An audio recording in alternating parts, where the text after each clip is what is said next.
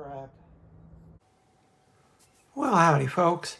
I'd like to welcome you back to What's in Tegan's Storage Locker, the show that dares to ask the question, just what is in my storage locker? The answer today, as on just about every day, is comic books. I bought a lot of comic books in my life, and especially when I was a kid, I didn't always take that good care of them, so we're going through piles of old comic books, sorting them, filing them, looking through. We laugh, we learn, we love, you know. I've spent the last hour playing with the cat, trying to exhaust him, trying to get him not to be interested in dive bombing the filming area over here, but I don't know, we're just going to have to see. You know he's probably going to insist on making a nuisance of himself anyway, so let's just go with it. Starting off with a nice stack of comic books here, if you know the drill. You know, maybe we'll get through, 5 of them. All right, let's start off with what's on top here. Wonder Woman #0 from this was 94, because this was part of DC Zero Month, which came right after the right after the 0 Hour crossover, which was their big sequel to Crisis on Infinite Earths. Now, the problem was, of course, that Crisis on Infinite Earths took literally years to make, the product of, dozens of people working behind the scenes to pull it off. 0 Hour wasn't quite such a exacting performance. The best part of it actually was the 0 Month that came after, because they launched a few books out of it, and every title got a 0 issue, some of the which were all supposed to be more or less like origin retelling type things. Some of them were better than others. Usually they ended up leading into whatever the next set of stories was going to be.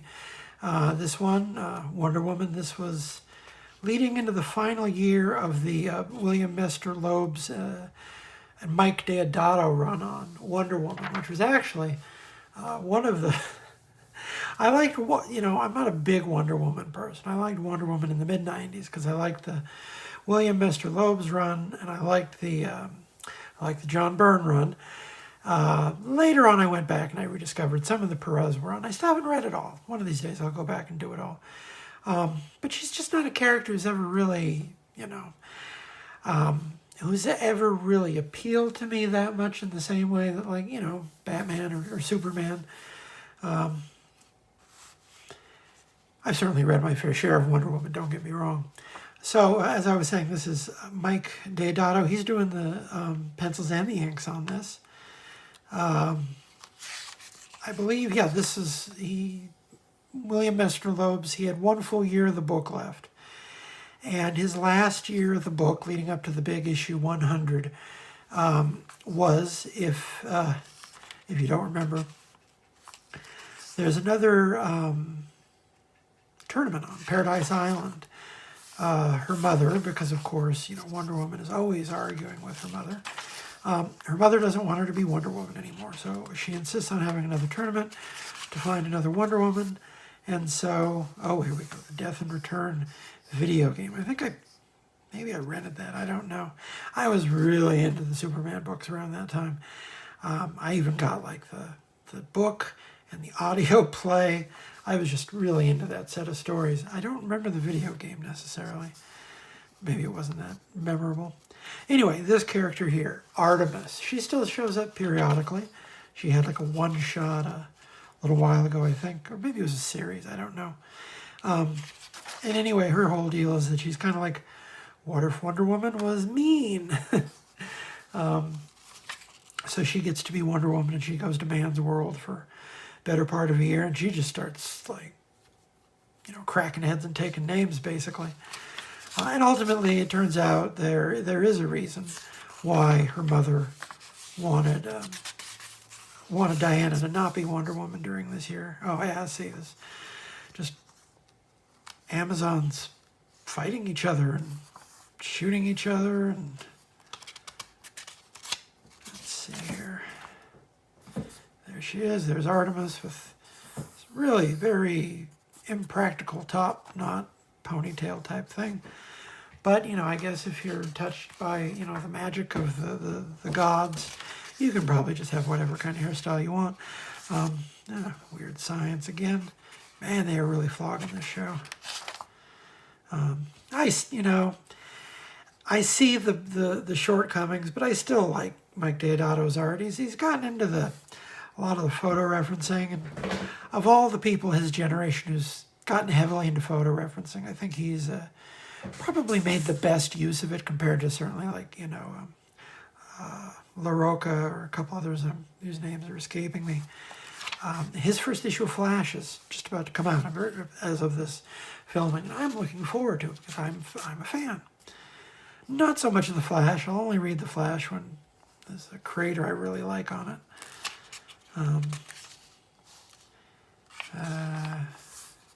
But you can see this is 94, so this is what. Oh, don't jump on here.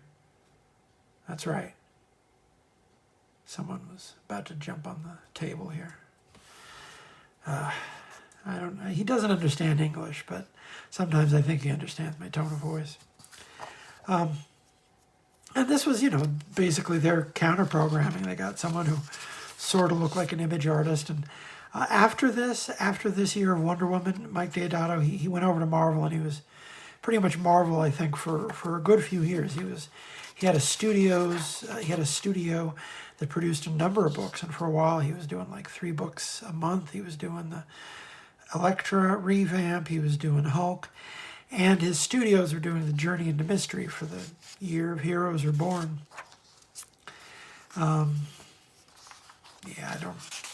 Maybe there was some sort of like retcon with her origin in this issue. I don't know, I'd probably have to reread the run for it to make any sense. Here's a fake out with her being dead. But I liked even the costume they gave Diana with it's sort of a punchline now, but the bicycle shorts and the leather jacket, they've actually sort of gone back to that a couple times. Jim Lee did something very similar to that. And I just, I generally, maybe it's because I'm not that big of a Wonder Woman fan, I generally think that it's, hard to screw up Wonder Woman's costume. Most of the variants end up being pretty decent. Not the same with Batman. I'm very picky about my Batman costumes. I like the yellow oval. I like the gray tights. If he's got body armor on, he's not Batman. Well, I know I sound like an old person when I say things like that. Well, I am an old person. Bone number 4. I think this was from 1996. This is from the year when, maybe it was longer than a year, but Bone went over to Image in 95. And it was a big deal because the industry was in such dire straits. It was contracting so rapidly that even people who had had great success in self-publishing, and by any measure, Jeff Smith had a massively successful early career self-publishing Bone through cartoon books. And then the market contracted so much that he saw it was the right decision to go over to Image for a while. And one of the things that did was, it enabled him to keep publishing the book through, kind of a dicey time in the industry's history, but it also enabled him to reprint the earlier run of the book through Image. And the book even ended up on newsstands, which is not something the original cartoon books run of Bone was. It was not on the newsstand, but that's where I started picking it up. And I never really, and I'm going to be completely honest with you, I never really warmed to Bone. I think maybe it's because I was the generation who saw Bone coming up, saw it getting the hard sell. I mean, books like Wizard magazine, they loved Bone. They loved it. They pushed it as hard as they could. And everyone was saying, oh, this guy Jeff Smith, he's the second coming of Carl Barks. Well, I'm a big Carl Barks fan, so that was maybe not the right thing to say because, I'll open it up and I'll be like, oh, that's not Carl Barks. That looks more like Walt Kelly to me. So you can see from that, maybe I got off the wrong foot. And to this day, even though I have the first of when Scholastic started doing their colorizations, I have the first trade of that. I still have not gotten all the way through Bone. And, you know, on its own, I can see, like, oh yeah, that's a very nice-looking comic book. And yet there's something about it. Maybe if I went back to it again, I'd be able to get through it. And I realize my saying that, I mean, you know, I write for the Comics Journal. I share, you know, an Eisner Award. Saying that I can't get into Bone is a little bit of a scandalous admission, but I don't really care for Hellboy either. So, you know, just throw a tomato right at your television screen. Why don't you? I mean, yeah, it's a nice looking book. Maybe I can go back and put together the image run that I have, and stupid rat creatures asking for quiche. I know there was always a running joke with the rat creatures wanting more quiche.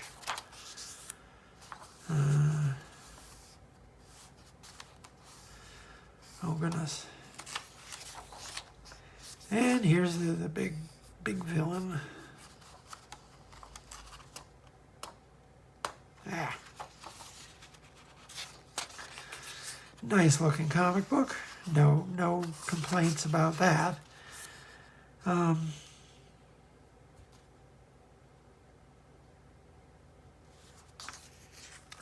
Let's see. Yeah, when we have a.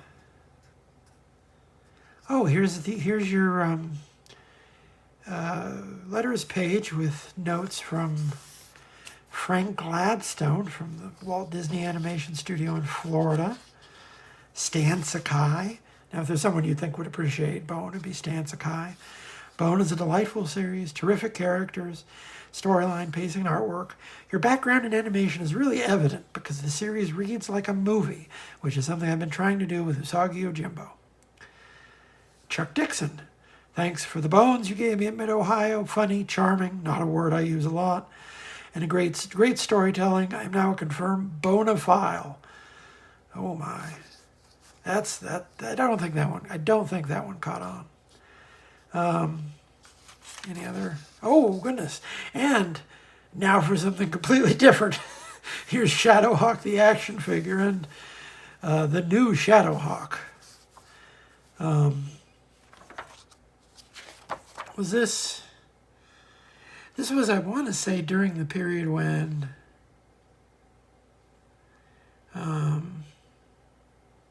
Maybe this is during when Jim Valentino was president of Image, because his whole deal, and this actually created a little bit of strife in the company.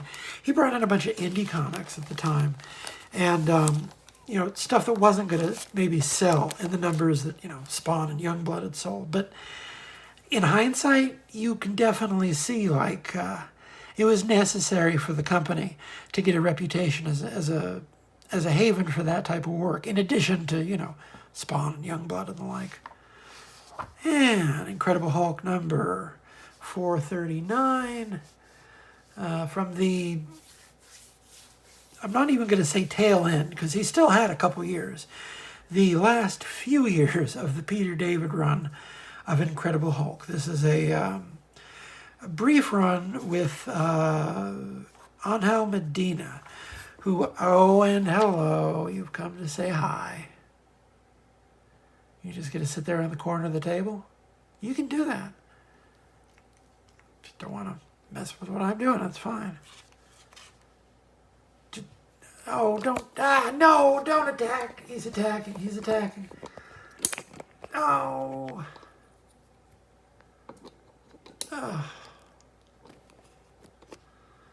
Oh, come on, you little monkey. Oh. Well, that's Roger. He's got it in for comic books. I don't know how else to describe it. He doesn't like to see me talking about comic books. Anyway, what was I saying before we were so rudely interrupted? Yes. Incredible Hulk 439. Peter David, Angel Medina. Who's inking this? Robin Riggs. I really like Medina's work. He did another book around this time. Maybe there's one of these in the pile called Blackwulf. Didn't go anywhere. Kind of forgotten. But, oh, hello. You're back, I see. Honey, come on, honey. Ow. Ah. Yes. So, you know, if you want to go watch other comic book channels that don't have, you know, wrestling with cats, I can't stop you, but I can't stop him either. He's, oh, no, don't attack he's attacking the camera. Ugh. Animal, no. Ugh.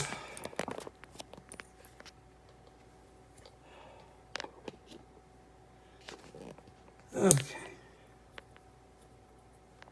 Get the microphone back in position because he just tore the whole thing down. I gotta reset everything. I need to get one of those old technical difficulties cards to put up. Oh no! Get off of there! Oh, oh goodness gracious me.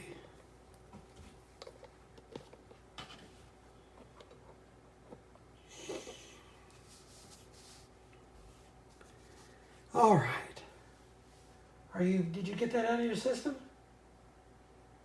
Are you unrepentant? He's looking at me like he's unrepentant. Okay. Back to the Hulk. 439. Ghosts of the Future, 4 through 5. I'm trying to remember. The Hulk is in Alaska or the North Pole. Something to do. He's looking for the leader's underground lair because, of course, you know, the leader's always up to something or other. There's Betty. Hello, Betty Banner. Long before she was the Red She-Hulk or the Red Harpy in Al Ewing's Immortal Hulk. There we go, fighting the leader's various minions. Man, Angel Medina, he put together a really nice looking comic book. You know, definitely influenced by, you know, Todd McFarlane, I think, of all the Image guys. Todd McFarlane, and, but he's got some really strong fundamentals. Really good sense of page layout and pacing. You know, it doesn't help he's working for Peter David. Peter David usually wrote a pretty decent script that read pretty well.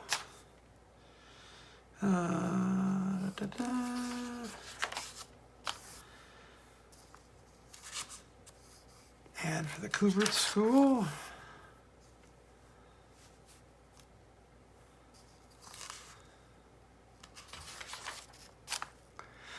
Oh, here's Captain Woodchuck, who was probably still is the Mild High Comics mascot.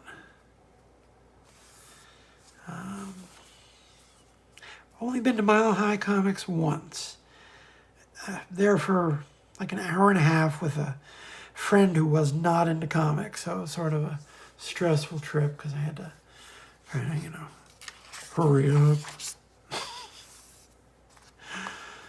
One of these days I'd like to go back, but oh, the Ultra Force is on fire. Well, boy, don't you know it. Warren Ellis wrote that. You can tell because it's got a Pixies song title on the cover. Mike Waringo ad art here. And the Ultra Force toys. I think I only had I got the Prime one because I like Prime pretty much, but otherwise these were not necessarily great looking toys if memory serves me well. And of course now they're all in the Marvel Vault, never to be released. And the something to point out about this book is this is from the period when Marvel had been split into many feuding fiefdoms. And so you had the Spider-Man books, the X-Men books, the regular Marvel books. There was, I think, I can't remember what the fifth one was called, but the fourth was Marvel Edge. And Marvel Edge was where you had people like the Hulk, Punisher, Doctor Strange, Hulk. Ghost Rider.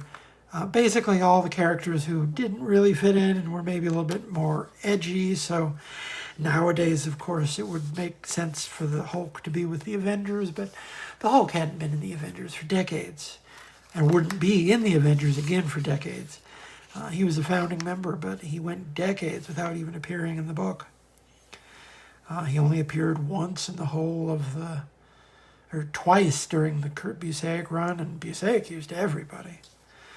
Oh, there's the Maestro. And the Avengers, the slightly down-rent mid-90s Avengers, just prior to Heroes Reborn. So there's the Thor without a cape and Captain America as he was drawn by Ron Garney. Let's see, any interesting names? No interesting names I recognize in the letters page. Man, I miss Peter David on the Hulk. Maybe it lasted too long, but I was there for every issue. What can I say? And you want to talk about a movie I've seen many times that isn't very good? Hellraiser Bloodline. Very watchable. Not a very good Hellraiser movie. It's kind of like the fourth Alien film in that they're both the fourth installments of both are kind of bad, but also kind of watchable. So, you know. What do we have next? From Dark Horse Comics, Aliens Mondo Heat. I think I was buying just about everything the Aliens they were putting out for the Aliens. They had good newsstand coverage at the time. So, you know, I was still buying a lot of books off the newsstand, you know, with my allowance and whatnot. So I would bring home, you know, if I saw an Aliens book.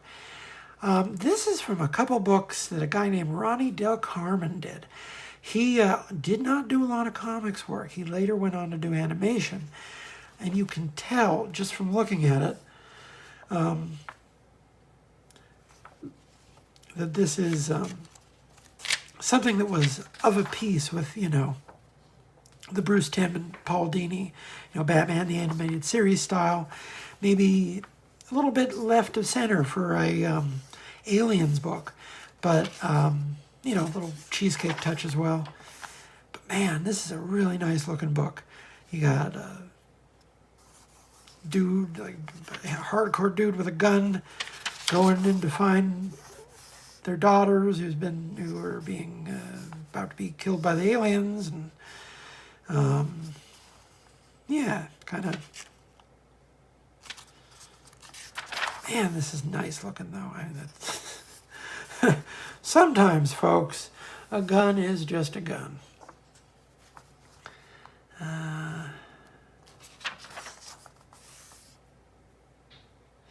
Yep, this is a nice looking comic book. If you ever see anything with this guy's name on it, Ronnie Del Carmen, you definitely want to check it out. If you're at all a fan of, you know, the Dini Tim work, or, you know, Mike Parabeck or anything like that, definitely in that vein.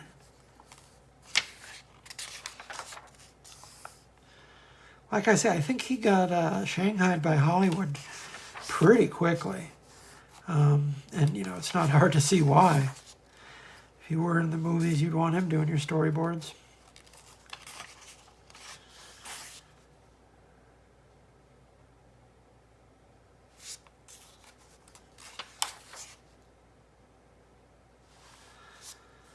Oh, goodness.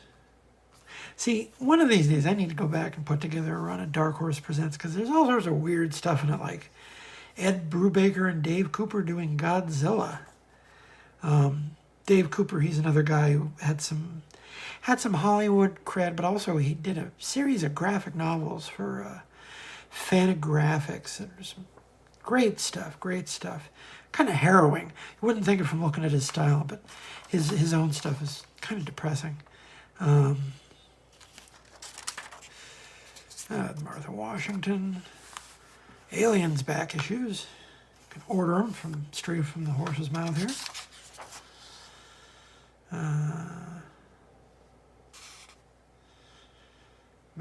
You know, I bounced off of Madman so hard when it came out. I read all I read all the reviews and I saw the hype, and I went out and I was really excited to get the first issue of the Dark Horse Madman book, and wow, it didn't do it for me. It did not do it for me. Later on, of course, I went back, and I really like Mike Allred's work. Basically, anything he does for Marvel or DC, I think, is fantastic. His own stuff still is a little bit off for me. Maybe I'd like it if I went back and gave it another shot. Preview that Mask book they're advertising. Oh, wow. Joe Matt illustration of Bob Schreck. Joe Matt recently having passed, R.I.P. He's someone whose work you find in the strangest places, like spot illustrations in the back of a Aliens book that I bought at a gas station. Oh, and this Tarzan versus Predator book, Walter Simonson and Lee Weeks. I actually just dug this out of the boxes the other day. An extraordinarily good-looking book. Extraordinarily good-looking. I mean, Lee Weeks has never penciled a bad comic book. Let's just get that out of the way right now. But that one especially is getting his Russ Manning out of his system right there. What's next in the pile? Oh, here we go. Ghost Rider 2099 AD, number 20. Now, the interesting thing about Ghost Rider 2099 is, if you don't know anything about the book, it was gorgeous from beginning to end. It started off with Chris Bacall and Mark Buckingham, and it ended with Ashley Wood, to give you the idea. And here's an Ashley Wood cover right here. This is before anyone knew who Ashley Wood was at all. That's why they were putting him on, Ghost Rider 2099. And this is 2099 AD, so this was after the AD crossover that had basically saw Doctor Doom conquer the United States of the future. So, they were having fun with it in a way that they couldn't have it with, the regular books. And they just decided to have, a year and change the books where, of the 2099 books where everyone was marching to Doom's tune, so to speak. And, let's see. Now, you probably don't need me to tell you, Ashley Wood, even a very young Ashley Wood, is putting together a very nice looking comic book. Inked by, it looks like okay, that's, I think that's Jim Daly, I want to say, but I maybe can't read the calligraphy there. Written by Len Kaminsky. Now, the thing with the Ghost Rider 2099, as opposed to the Ghost Rider that you might be more familiar with, is for all the 2099 books, they made the conscious decision to be different than their their 20th century counterparts. So the X-Men 2099, it didn't have a Wolverine 2099. It was all new characters. Likewise with Ghost Rider, wasn't a ghost. He was actually a machine.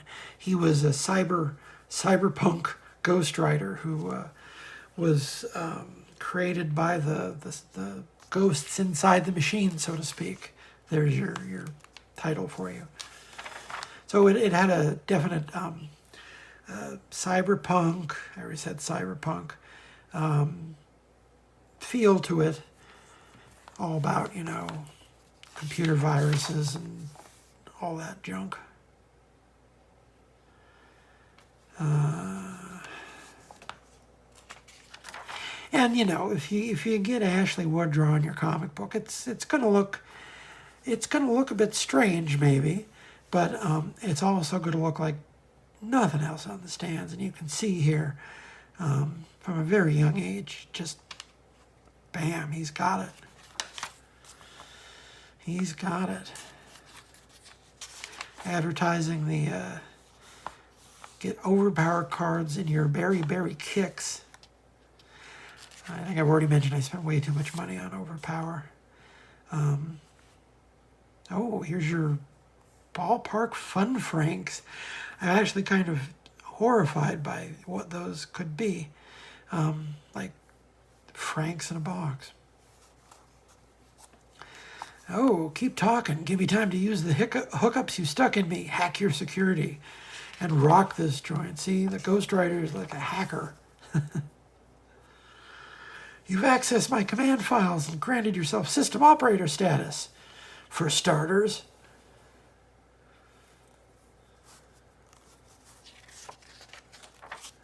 And, you know, it sort of had there was a downside to that because, you know, the 2099 books didn't last forever.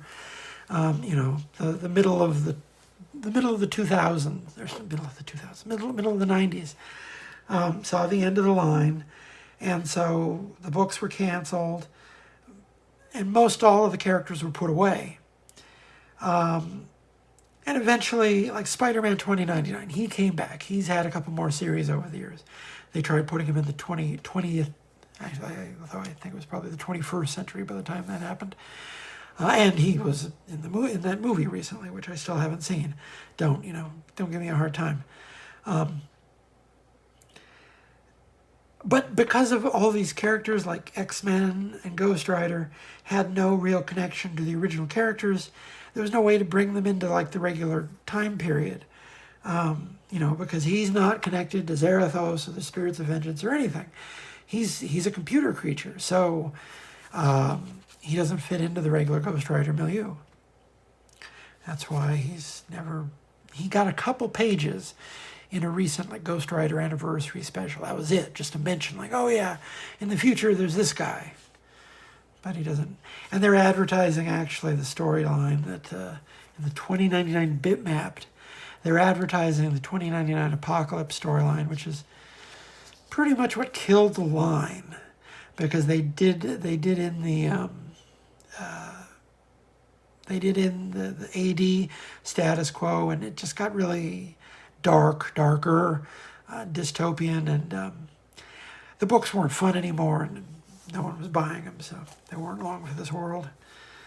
It happens every time, you know, every time you start a little subline like this, you know, the clock is ticking to when sales go down, and they press the do something radical button to try to get people interested. If you remember Ultimate Comics, when they stopped selling, they did Ultimatum and they flooded everything, and next thing you know, the Blob was eating Wasp and, you know, cats and dogs together. And that line limped along for a few more years because, you know, people still bought the Spider-Man one, but the writing was kind of on the wall that they were, you know, really desperate. And likewise, as soon as they, you know, went through the AD and got to the Apocalypse storyline, not the 2099 Apocalypse storyline, which had nothing to do with Apocalypse. Spider-Man cereal. I'm trying to remember if I ever tried that. It had marshmallows. I don't really, I don't really care for marshmallows in my cereal, so. I like sugary cereal just fine, just not that big on the marshmallows. Street Fighter 2 for Game Boy. Wonder what that would be like. How is this an ad for this, though? Video game ads in this period were just strange. Ooh, Mallrats. Private screening party. Meet John Romita Sr. Well, that's certainly a thing that you could win. Kind of a scraggly looking picture of Stan the Man. Oh, plus supply for your Marvel credit card with limited edition art by Mark Bagley. I'm sorry, if I'm going to apply for any comic book credit card, it'll be the Top Cow credit card. Thank you very much. Nice looking comic book. You know, sort of the beginning of the end for this line of comics, so to speak. But He did an issue of Doom 2099 as well. Oh, I guess it is Jim Daly, because there it is in rather more normal font. Got to meet Ashley and his fiancée Paula at San Diego, as well as Jim Daly, our long-distance inker. Had lovely conversations about Gustav Klimt, the Vienna Secession, and the brave new world of computer design. Brought them to this coffee house where I met this waitress who had these particularly cute glasses on. This, of course, intimidates me to no end, looking as she does like all my favorite pop stars rolled into one. I can only stammer, idiot, if you make it sound like you had a good time, the place will be overrun with posers and idiots next year. Think, Joey, think.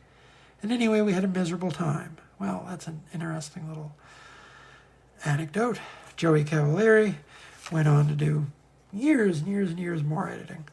Hopefully he got over his thing with that coffee shop waitress. And you, my friend, need a bag. I don't know if I ever played this. They got the Glenn Fabry to do art for this Venom Spider-Man game. I like the art for it. I don't know if I care for the game. Because I had the Maximum Carnage game, and I never won it. And to be fair, I loaned it to friends who tried to win it too. And it didn't have a save function at all. It was one of those games back in the day that they didn't put a save function in. So you had to sit down and you had to do that whole bad boy in one sitting. I couldn't do it. None of my friends could do it. So I never knew anyone who could beat that game. What do we got next here? What do we got next? Oh, this is interesting. Batman Two-Face. So this would have been from, I want to say, 95, because something DC was in the habit of doing through the 90s.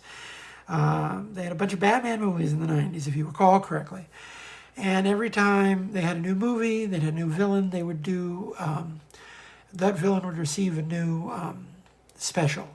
So for Batman Returns, Penguin and Catwoman each got a special.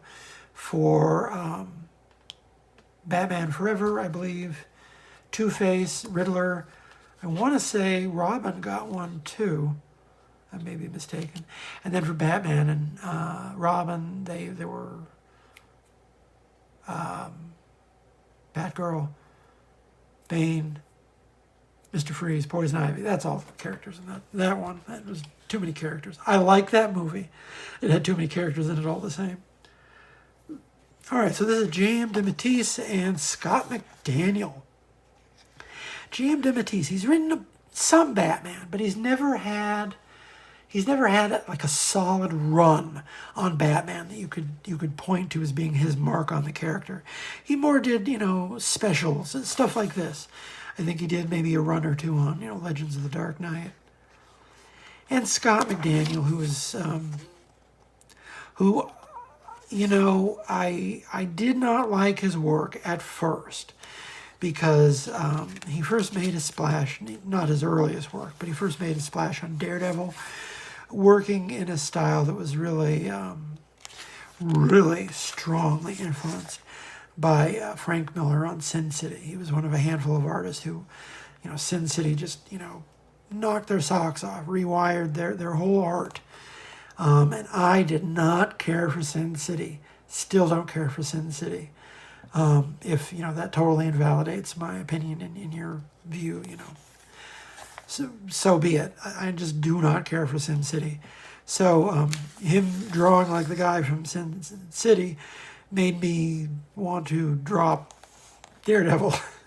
But then years later, when he was on Nightwing, I grew to like his work a lot more. And Nightwing isn't a big character for mine, but I like Nightwing when Scott McDaniel drew him. And this is sort of halfway, he's on his way more to what he was doing on Nightwing. Because what he picked up from Miller that you can see that was good was, this sense of design. Because certainly that's something, that's a hallmark of Miller in every era, is just, designing the page, having, 3 dimensions on the picture plane and using all of them in your composition. This looks like it's, you know, it's a Two-Face story written by James DeMatteis, so it looks like it's heavy on the psychodrama, because that's kind of what DeMatteis, that's what he does. Nice shot of our guy. That's how Batman should look. Yellow circle, gray leotard, blue booties. I'm a purist, I guess you could say. Yeah, this is a nice looking book. Nice looking book. You know, it's probably been reprinted elsewhere because, you know, they've had this, that, and the other Two-Face collections or whatnot. It's probably somewhere or other.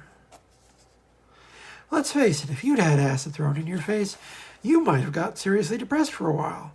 But I doubt you'd have turned into me. Well, you know, that is actually something that happens periodically. I think, I want to say, is it India had to pass a law specifically against that because it was such a problem. It just seems like a really, really nasty. Oh goodness! And here's the best Batman trick: wearing the latex mask over the Batman mask. Love it when he does that. What happens to the ears? They're retractable. They must be. So yeah, gruesome character. Psychodrama in the mighty Marvel manner. Yeah, this is nice. Maybe, I think if I went back and tried to read as Daredevil, I wouldn't have such a problem with it now, you know, because I don't have such a stick up my butt about Frank Miller anymore. But, yeah, you can look back and see. This is definitely a handsome-looking book.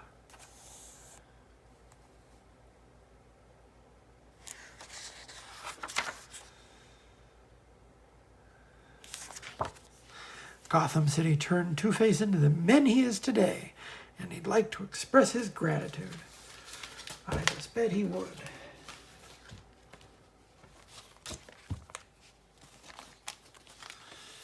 And you get a bag, my friend. All right, how are we doing on time? Oh, we still got time. We still got some time to look at some comic books.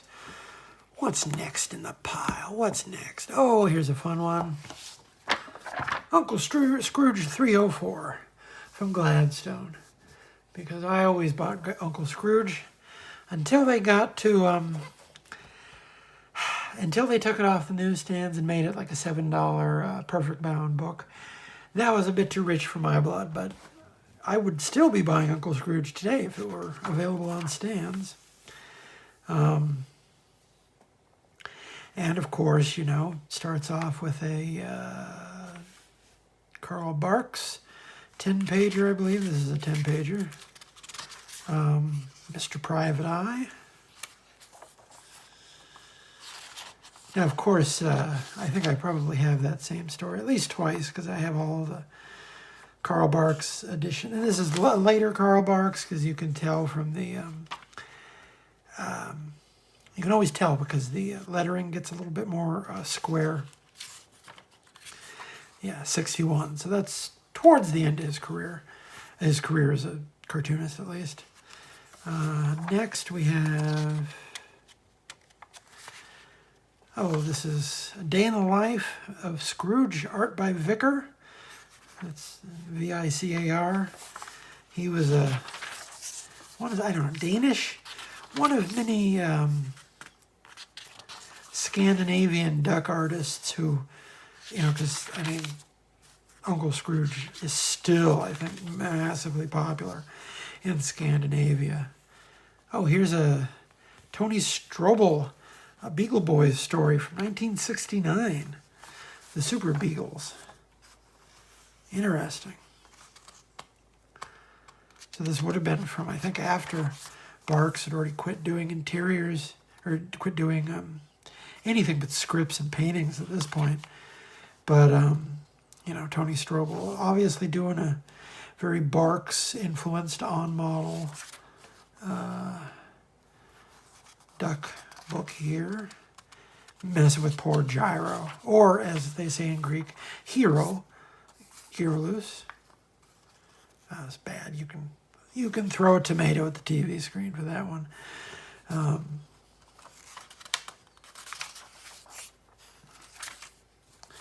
Oh, and another Gyro, who did that one? Afterthought, story art by Vic Lockman. Why can't I say that?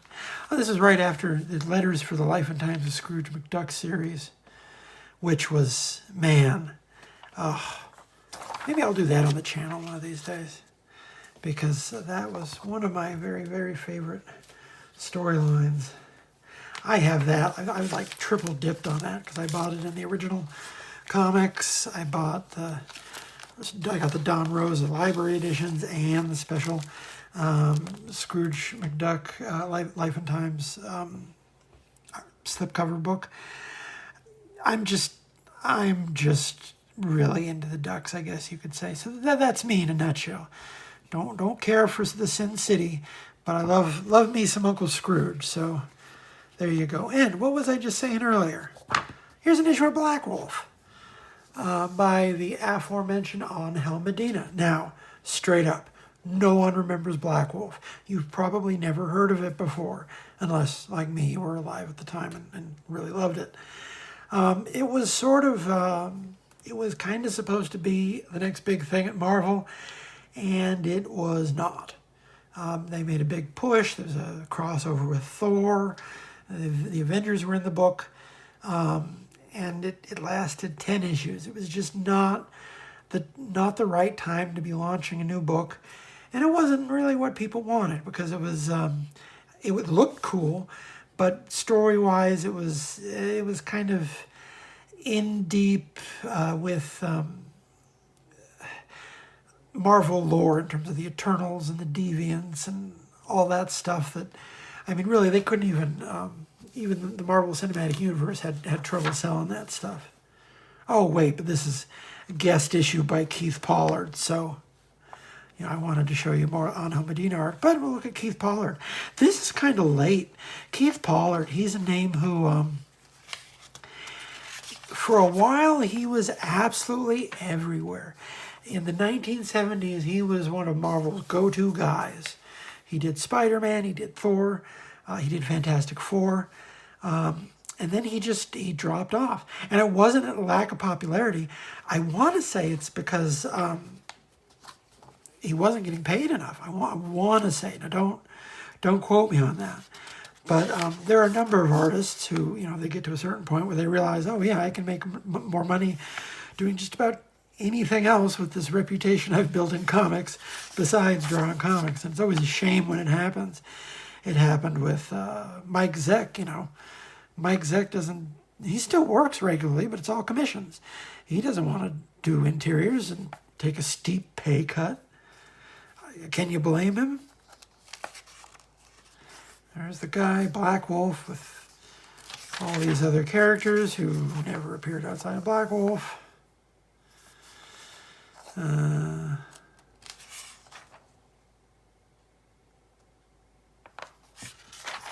Oh, he's fighting a robot dog. Cookie Crisp, look for the X-Men trading card. Fleer Ultra inside. Now is maybe not the time or the place, but Cookie Crisps were one of the great disappointments of my childhood. Because I remember seeing the commercials and thinking, my goodness, a breakfast cereal that's cookies? Oh man, that can't be beat. Except for the fact that it didn't really taste like cookies. And to this day, I'll buy it every now and again when I'm, if it's on sale at Grocery Outlet or something. But it still doesn't taste like cookies. I'm sorry, people. It doesn't. You're straight up lying to the children. Of course, this beast is no beast at all. This cookie is no cookie at all. Oh, and there's Giant Man. Well, you can sort of tell the wattage that Blackwulf had in terms of celebrity guest stars, since Giant Man is their big guest star. And, nothing against Henry Pym. I'm, on record as being a Henry Pym booster, but he ain't exactly high wattage in terms of guest stars are concerned.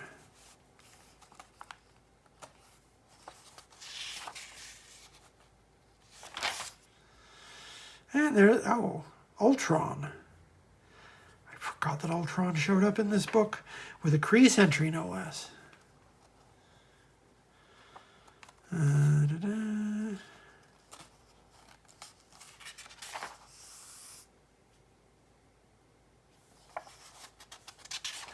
See, Keith Pollard, even though I don't know, even though it's been probably almost 30 years since I read this book and I have no idea what's going on in it, Keith Pollard still knew how to draw a nice comic book.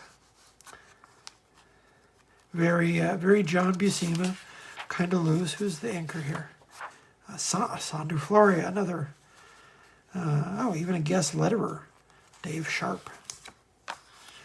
We'll give you $10,000 to go face-to-face with Jordan, and he will most likely beat your ass.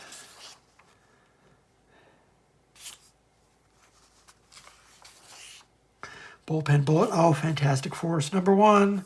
There you go.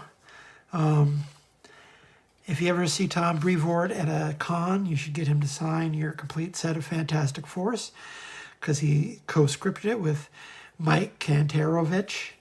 Art by newcomer Dante Bastianoni. Don't know what became of him. I only bought a few issues. I was buying Fantastic Four at the time, but I was not a fan of Fantastic Fours.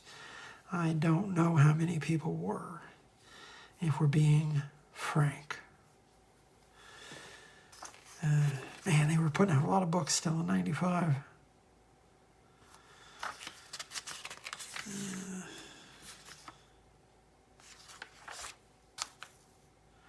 Next, Godstalker.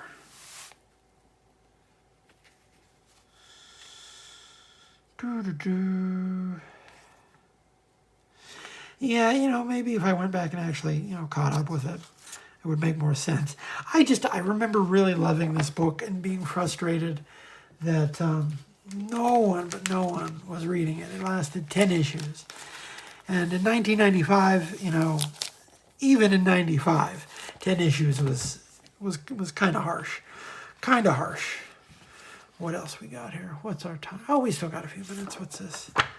Supergirl plus Power of Shazam. In the late 90s, DC did a series of... You saw that there was a Gary Frank cover and you wanted to come check it out. I mean, the people at home probably know by now if there's a Gary Frank cover on something, I'm going to buy it. At least in the 90s when he's working with Cam Smith on the inking there. He never looked so good as when he was with Cam Smith. Anyway, this Plus series, they did a whole series of one-shots that paired characters. Oh my goodness, you just don't quit. I'm sorry, folks. He's very rude. I can't explain it. He's just got poor manners, and I blame the parents. Anyway, so are we in your way?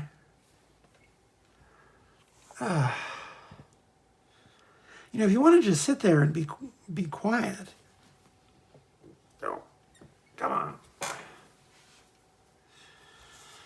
All right, so Supergirl and Mary Marvel, although they're having to call her the Power of Shazam because that was the name of the book, and I really liked the Power of Shazam, the one with Jerry Ordway. That was one of my very, very favorite books. And see, this is written by Peter David, who did who wrote the Supergirl. Layouts by Mike Manley, pencils by Brett Blevins. Two of my very favorites, inks and finishes by John Nyberg. So yeah, that is a nice creative team. I've been a fan of Manley since Darkhawk. I think his work on Darkhawk was excellent, and he grew out of that scratchiness. Darkhawk was sort of defined by this by scratchiness. He sort of had a little bit of Dennis Cowan in him. And he eventually adopted more of a fine line, something maybe a little bit similar to the aforementioned, Dini and Tim style. But yeah, this is, I mean, what do you want from a Supergirl, Mary Marvel team up? You want, this is back when Supergirl was pretending to be Linda Lee, was it? Linda, yeah. This was the Matrix Supergirl, who was the plasmoid creature from another dimension.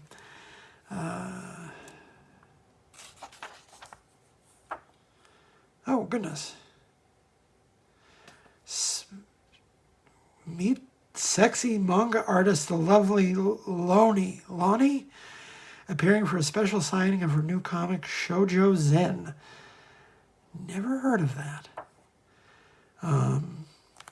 That is an odd little tidbit for you. You pig.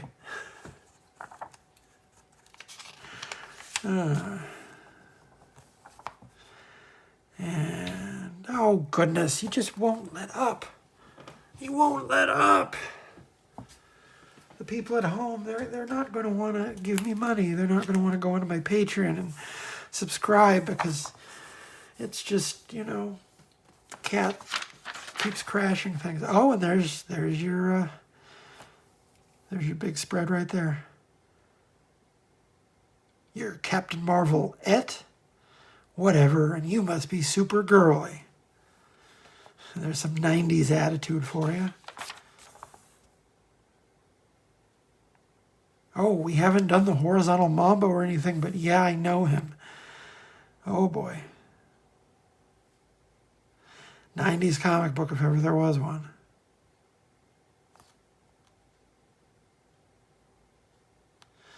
Oh, they're going after a child abductor. That's nice. Comic code approved hijinks right there. Oh, Sonic 3D Blast and Vector Man. Well, I didn't play Sega, so I've never played any of these. I played like Sonic on a friend's Game Gear once, and that was the sum total of my exposure to the venerable hedgehog. I remember having trouble with Sonic. Like, I wanted to walk, you know, because I was trained on Mario, and I like the Mega Man games. I think it was supposed to walk slow and check everything out. And that's not, if you do that, Sonic gets impatient. He doesn't like that. Oh, and they're fighting.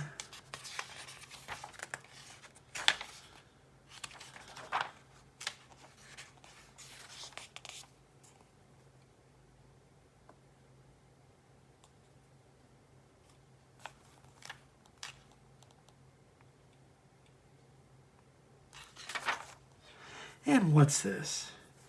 Oh, this is a backup by Peter David with Jennifer Graves on pencils. That name rings a bell. Stray Bullets call out, which is kind of interesting because this looks sort of like a Dave Lapham influenced style here. Marie Severin on colors. Marie Severin didn't color the early one. No, that was Digital Chameleon. Yeah, you can tell Marie Severin colored it because it looks nicer than the digital stuff. Nice, rich, flat tones.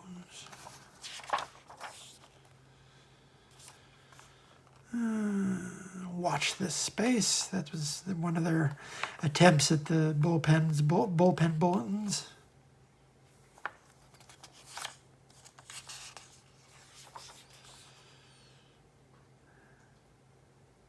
Yeah, this actually looks almost as nice as the first. What was that? Oh, Catwoman Vampirella. I don't have that. I should go back and get that. I was reading Catwoman at the time, but not a big Vampirella person. Oh, Lobo and the Mask. There's one for you. That's probably fun. I don't remember that. I don't think I got that. Man, it's funny how the movie just sort of like killed any interest in that character. People like that movie, and then they're like, oh, that's it. So what was that name again? That was Jennifer Graves. I'm going to go check that out and see what I remember about that.